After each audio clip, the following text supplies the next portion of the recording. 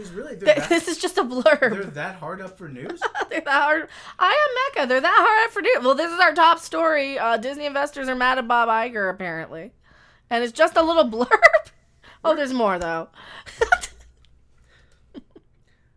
There is more. Here, if you want to be on the mic. Who are you? Why are you here? Why are you not on mic? I am Bob Iger. Hello. How dare they publish a blurb about me? Okay. Bob Iger is destroying Disney. The petition calls for an immediate... Disney had it coming. What I don't understand is why we're blaming Rachel Zegler for ruining Snow White when Snow White was ruined to begin with. It's just like, wait a minute, you didn't like it to begin with, stupid people. The scenes... Not you guys, but because remember, welcome to Mecca's Mensa Club. This is the gifted class. This is no normies allowed. They are not no normies NPCs, none of that crap here. We are smarter than that, people. Or not, I don't know. Please give us money, please. The following video is brought to you through the generous support of viewers like you. If you like this content, then please consider subscribing, liking, and sharing this video. And for those who are in the position to donate, this channel thanks you. And so does this orange cat. No, I mean it. I'm tired of these ginormous corporations and Bob Iger and those sort of people making billions and billions and billions, or millions and millions and millions. I'm tired of these warmongering YouTube channels who are just out there trying to tell you to be angry at, read this and read that and whatever. Civil War. When our Hollywood Civil War is even better to talk about. But no, we can solve the little problems, or we can go be mad and blame and talk about all these kids who have more health insurance than grown adults, right? Or we can actually focus on the real problem, the CEOs, the executive class, the politicians, both sides of the politicians. That Northman of Richmond, whatever the heck. He's even calling that out. He's even calling out that, no, this is not for the tribal BS, garbage BS. This is for the people, the business, the thinkers, the people who want to, fix some of this. We did a reaction to this. Please watch that. There's like a dozen people that control half the wealth in this country. I mean, yeah. That's a problem, man. Exactly. And you'll know that I'm telling you the truth when you see how suppressed my view count is here. You see how suppressed my view count is versus those people who are out there just telling you to be angry. Those people who are out there just telling you that think of this thing and think of that problem. And, well, clearly, though, but I don't think the kids should do it. I don't care. They're not my kids. We're bigger things to focus on, people, than what some hypothetical kid is going to chop off tomorrow in the future, possibly, when we have grown adults who can't pay their rent now. We have grown adults who don't have enough money to pay for health care and rent. They have to stay in a job that they can't afford to make rent at, just so they can stand assistance, just to have their health care, just to get on food stamps or other things, people. This is the problem here. You have people who have full-time jobs who are on assistance. We have people, and this is what he's talking about. He's not talking about these stupid fat cats in Washington, and your stupid DeSantis's, and your stupid Marjories, and your stupid Alexandrias, and your stupid Brandons, and your stupid Trumps, and all these stupid people. No, we're talking about the actual real problems. Yeah. And this is how you know I'm the one telling you the truth. It's because I am the most suppressed. I am the least super chatted. I am the least supported. And that's okay. I would rather go broke with the real message than sell my soul for that dirty money and try and pander to the lowest common denominator NPC crowd out there. And if I have to die trying, then I'm going to freaking die trying. And then that's how bad we're getting, people. And that's what's going to happen if the people out there, not you guys, but the people out there don't start jumping onto this bandwagon. Don't start waking up. Don't get out of their little angry stuff. Because Woodstock's happening right here in front of us, people. We need to get back to the garden. We need to get back to the good. We need to get back to why Bob Iger and these corporate a-holes are destroying this planet. First off, our entertainment, our livelihoods, our escapisms, Bob Iger, the politician classes, the billionaire classes, the millionaire classes of people who are sitting there in their mansions with their private pools and indoor skate whatevers and this and that, making hundreds and hundreds of dollars off of political funding. politically funded investors and people who are too dumb to know that that's where their money is coming from. And they're joining in the fight, and they're joining in with these giant things to say, hey, I want some of that money too. I want some of that PragerU, and I want some, and I do not want their dirty blood money. No. Their money is not allowed on this channel. Neither is their sponsorships and supervisions. Neither is any of the other the Soros billionaire. None of those people either. None of them. Not a single one. Because you know why? They're the ones who are actually out there destroying things. They're the ones who are actually, yeah. And you know why this matters, the CEO investors, the investors calls and the stock being low? Because you're going to have some little grandmother whose husband worked a job like at a farm or something, who's got her retirement set up on how well Disney does in their stock market. Okay, she's going to get her, $1,000 extra on top of her $600 Social Security, which isn't goddamn enough to pay the fucking rent, by the way, for anybody at this point. But she's going to get her little residuals from her stock or her, whatever investments that her husband set up for her, or she did it herself. Or, this is the thing. This is people's actual happiness here is their ability to have an income, their ability to have their needs met. Okay, so we can worry and care about these stupid kids and their stupid body parts getting chopped off all day till the cows come home if you want to keep contributing to the problem, or we can worry about how to make people happy now in the bigger picture. We're doing bigger picture stuff here. We're really thinking, we're really evolving, we're really doing this. I'm really running for president. You guys need to help support me by spreading the word here. And we're getting rid of all these corporate a-holes. We're getting rid of all these people. So what's going on? Do we want to read through this? Who's Charlie Kaufman? Why is he blasting the studio boxes? That's a good question. Who else? I don't know. I want to read this one. Oscar screenwriter. There you go. Okay. Well, I could bring it up on my phone here. Hold on. Did you send it to me on the Twitters now? No, I can't. Here, let me do it real quick. Or X, as it's called now. I just call it Twitter. I don't care. It's Twitter. It's Twitter. It's still Twitter. Go Twitter yourself. Yeah. Daily Mail. NASA scientist. Here we go.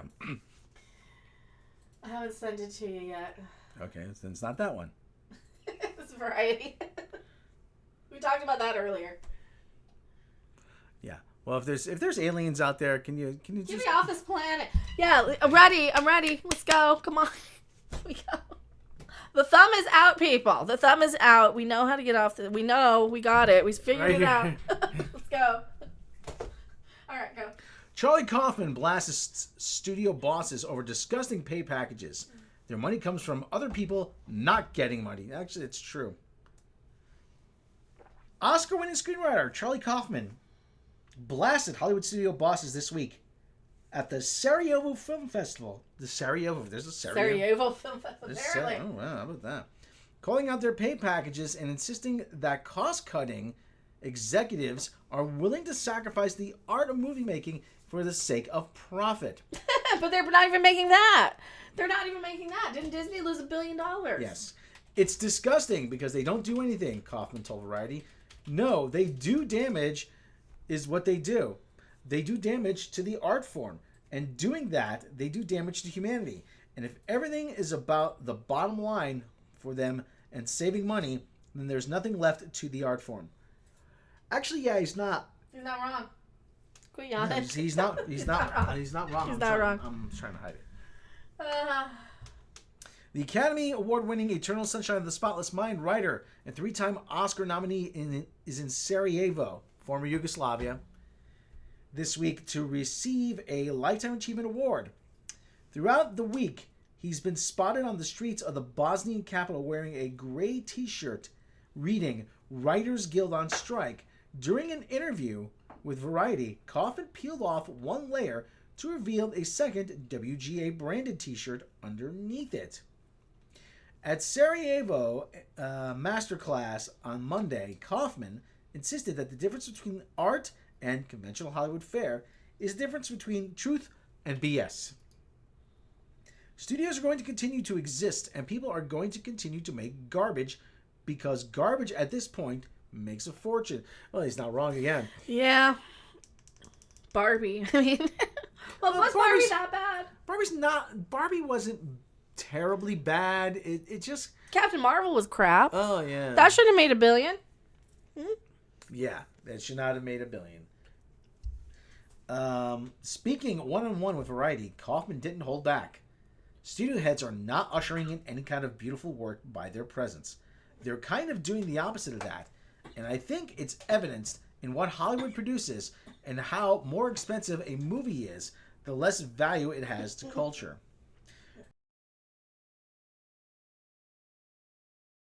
Whoopsie, whoopsie, whoopsie, whoopsie, whoopsie, whoopsie, whoopsie, whoopsie, whoopsie, whoopsie, whoopsie. Don't do that. Don't do what I did. All right, go ahead. Go ahead. The Being John Malkovich scribe was asked about recent comments made by Disney CEO Bob Iger, who said last month that striking writers and actors are not being realistic in their demands. I'm wondering if his salary is realistic, Kaufman said. I think saying something like that from the position he's in is cynical or dishonest. Representatives for Iger at Disney did not immediately respond to Variety's request for comment. As for whether studio bosses are too out of touch with the rank and file to grasp what's at stake in the labor talks, he added, I think they grasp it. I think they know that their money comes from other people not getting money. Again, he's not wrong. On Thursday, the Writers Guild of America met again with studio representatives looking for a resolution to the 109-day writer's strike. As Variety previously reported, the CEOs of the major studios, including Ted Sarandos of Netflix and David Zaslav of Warner Brothers Discovery, are expected to hold a joint call on Friday to discuss the next move in the talks today, with Donald Langley of NBC Universal and Dana Walden and Alan Bergman of Disney also expected to participate. Kaufman told Variety he was hopeful that the latest round of negotiations would yield an end to the stalemate, though he added, I don't think they're good faith organizations, historically, but I'm hoping it is a different sort of attitude than I anticipate. He also expressed support for the proposal put forth by the WGA report issued on Thursday, calling for antitrust regulations to prevent consolidation in streaming marketplaces. Creatives, he insisted, would be better served by more places that aren't under the control of a handful of giants. The use of artificial intelligence has increasingly become a key sticking point in talks between the Writers and Actors Guilds and the Alliance of Motion Picture and Television Producers. Kaufman believes AI poses the greatest existential threat to creators like him. I think it's an extraordinarily dangerous slippery slope. Once it's gone down, there's no return, he said. It's the end of creativity for human beings, is what it's going to lead to. It's handing it over to a non-sentient, non-feeling, non-rebellious entity. Mm-hmm. Yep. And this is how we fix it. We fight back against all these non-feeling, these recite backs. We fight back the recite backs. All the non-feeling entities. Those might as well be bots for all you know. Those might as well be bots. Kaufman, who was feted with the top honorary film award at the Writers Guild Awards in March, insisted that even his distinctly idiosyncratic style could eventually be aped by artificial intelligence, or perhaps sooner than we think. But he's convinced that even sophisticated AI software would only be able to imitate human emotion and experience, and that using art to portray a full range of that experience is an essential part of what makes us human. If we stop creating ourselves, then we're giving up something that's primal, that's essential, that's been part of the human experience and necessary to the human experience. As long as there have been humans, since there's been cave paintings, it's an urge, a desire to express the experience of being alive. He said, I don't think it's a lesser urge than eating or sex or anything. Oh, can I say that word? Yeah. Yes, word. I think it's primal. If we don't understand that it's primal, and if we're taught that it's not, I'm afraid for us. So I think he's right. I think he's right. I think your creative expression is a primal instinct as well as any other primal instinct, and I think we're going against a lot of our primal instincts and focusing. And I think even being angry is a primal instinct, and it's okay to have an outlet for it. That's why I'm going to see a Japanese screamo band. That's my outlet. No, really. really. No, really. Metal is my outlet for the anger stuff. It always has been. It's always been a great outlet for that because you can just kind of go and just scream and yell and get it all out and, shout, let it all out. These are the things I can do without. Come on, I'm talking to you. For me, it's kind of a weird kind of through line from being John Malkovich to the guy who wrote Being John Malkovich to Japanese screenwriter. I know. But he said it right there. I mean, you've got these primal instincts and urges, and your creative expression, your laughter, your crying, your communal things. Everybody laughs, everybody cries, everybody poops. We all laugh at fart jokes. The AI doesn't understand that. They don't understand this, but they do understand the desire for everybody to look better than we really are, right? They get that part, but they don't understand that, yes, but that's all part of being human. Because they're never going to get that part. They're never going to get that, yes, our failure is our humanity. And that's what's so scary about me with this AI stuff. And that's why I'm like, oh, they're all being led by the AI idiot stuff and the angry outrage algorithm. They're all sampling their own supply and they don't know it. They're all dipping into their own stash. And meanwhile, I kind of like my psychedelics sometimes. I like to go into the cornfields or, whatever. I like to go to the garden. I like to go to the jungles. I like to go to the, we like to clear our minds. We like to form the pyramids in our soul to see exactly what we need to see here. And I think that's what we did last weekend. Because I was seeing the pyramids in the eyes and I was seeing all the psychedelic colors and the pretties and I saw it all and that's a great way to get there.